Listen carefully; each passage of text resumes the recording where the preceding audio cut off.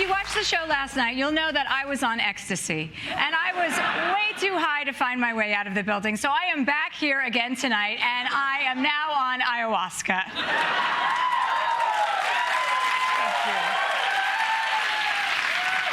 And let me tell you, I can now see that all of us are part of one infinite consciousness, together in one soul. All of us part of the same holy universe. Except for Tucker Carlson. Which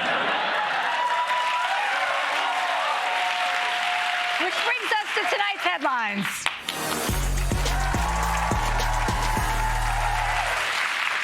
Here's what Dipsy Doodle had to say about Joe Biden's court appointments. So the point of diversity, equity, and inclusion, as you often heard, is to wind up with a leadership class that, quote, looks like America. Now, we think you should hire on the basis of merit, but that's kind of an appealing idea. The people who run the country should look like the country. But that's not what it's about at all.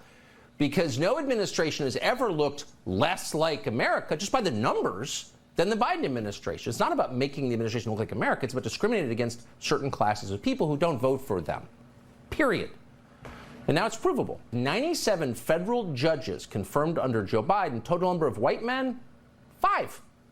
22 are black women. So this is race-based hiring.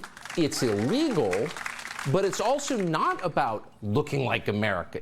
I wish Tucker Carlson would go back to talking about which M&Ms he likes to f***. What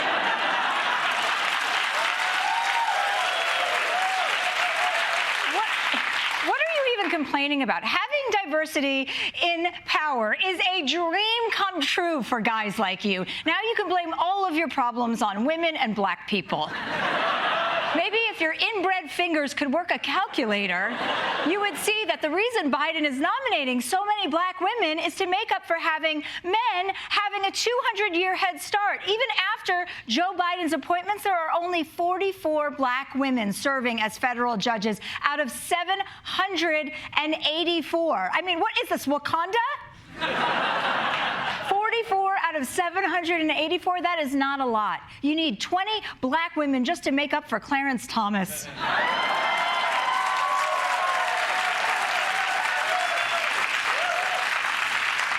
And this raises a more important question, Tucker, which is, why are you always such a whiny little bitch? All you do is complain, complain, complain, and now I have to spend my time here complaining about you. I could have been up here talking about real issues, like how celebrities were filling up their asses and faces with fat, but now suddenly they're all taking out the fat in their asses and faces. And where does all that fat go, and how do I get in on it? I'm 47, and I need to start figuring out what direction I'm going in. And I wanted to use this time to get some audience feedback on it, but no, now I have to spend my time talking about how you're mad that white men only control almost all of the country. Do you have any idea how hard it is to be a woman? How long am I supposed to keep this charade going and pretend that my face isn't melting in front of everyone's eyes? Anywho, let's move on. Because speaking of dissatisfied men, a man in Singapore is suing a woman for putting him in the friend zone. That's right. He wants $2.3 million because he says her rejection caused him sustained trauma.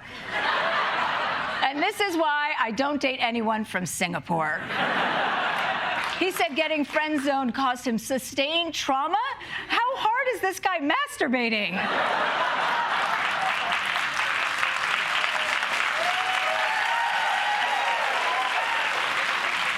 This would never happen the other way around. Women would never file a lawsuit just because a man ghosted us. No, we would just spread a rumor, you know, that he's got a small penis that's riddled with STDs because we are adults.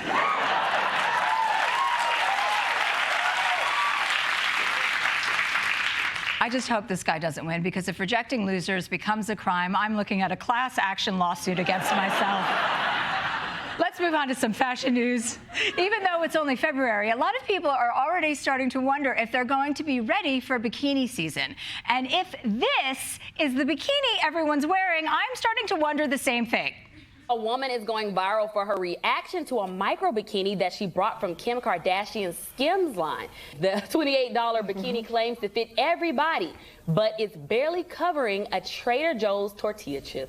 So if you've been eyeing the Skims micro bikini and wondering about the size, these are tortilla chips for scale. I can't really bring this up any higher. Normally a bikini I would wear like probably up to here. This is most comfortable at like this level because if you look, this is all string. It's not gonna work for anyone. Okay, first of all, that's not a helpful comparison. Okay, nobody who can fit into a bikini that small has ever eaten a tortilla chip. And that aside, who is this bikini for? It doesn't even cover all of your genitals. Is someone sitting around going, my vulva's extroverted, but my clitoris is shy? In order to wear that bikini, you have to borrow a baby's vagina.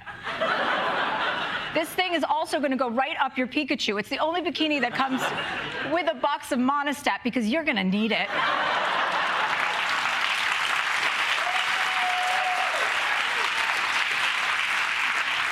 I'm speaking from personal experience when I say this feels like a bottom that you are going to have to throw in the garbage right after you wear it. I feel like you're pranking us, Kim K. I mean, one day you're wearing a tortilla chip bikini, the next you're showing up in a Batman onesie. Which one is it, Kim? You need to tell us. You're our leader.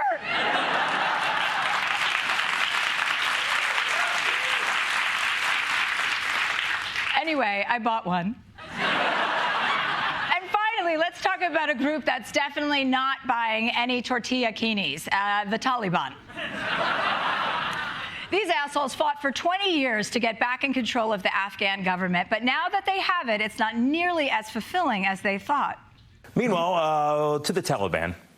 It's been almost a year and a half since the U.S. left Afghanistan, and apparently the ruling Taliban is, now they're bored. Interviews with former Mujahideen reveal that they're not happy holding down government jobs in the city. We had a great degree of freedom during the war, said one fighter. However, these days, you have to go to the office before 8 a.m. and stay there till 4 p.m. Others complained about traffic and crime rates in the city and worried that easy internet access has gotten everyone addicted to social media.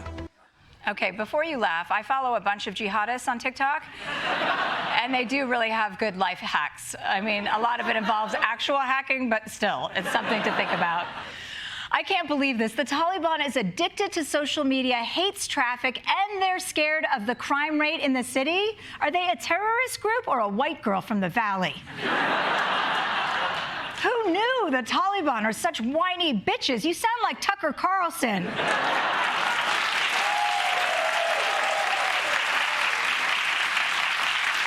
Actually, you guys do have a lot in common. I'm no matchmaker, but it sounds like a swipe to the right.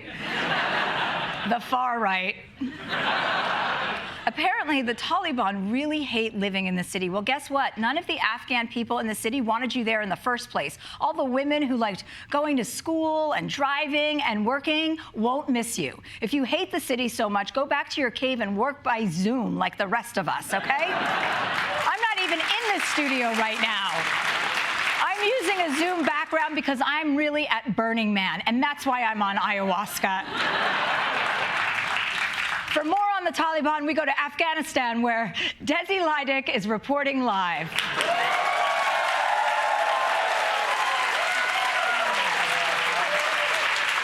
That's right, Chelsea. I'm here on the front lines with the Taliban. And for the record, these guys are not like the mall Santa. Their beards are 100% real. Found that out the hard way.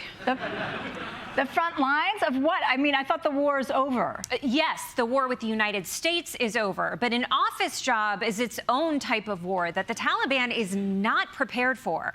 Getting hit by American missiles is bad, but compared to everyone finding out that you're the office pooper, I think we'd all rather take the drones.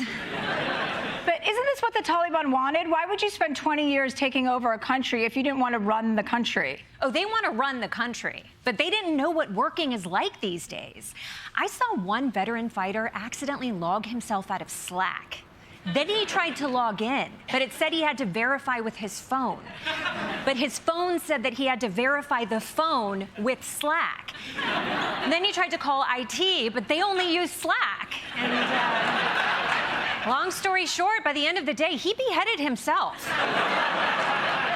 Not to mention, this is a whole new power structure for them. I mean, they have to answer to an HR person now.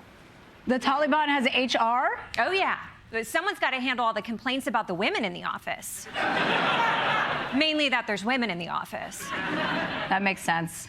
It's bad, Chelsea. They can't do anything right. They tried to throw an office party, but they don't allow alcohol here.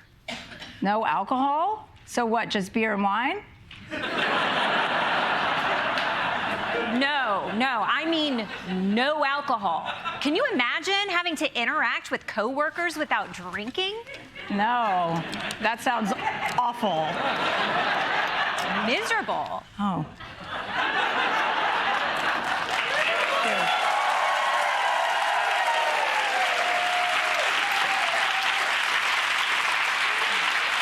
Well, now that the Taliban is demoralized, maybe this is America's chance to go back in and defeat them.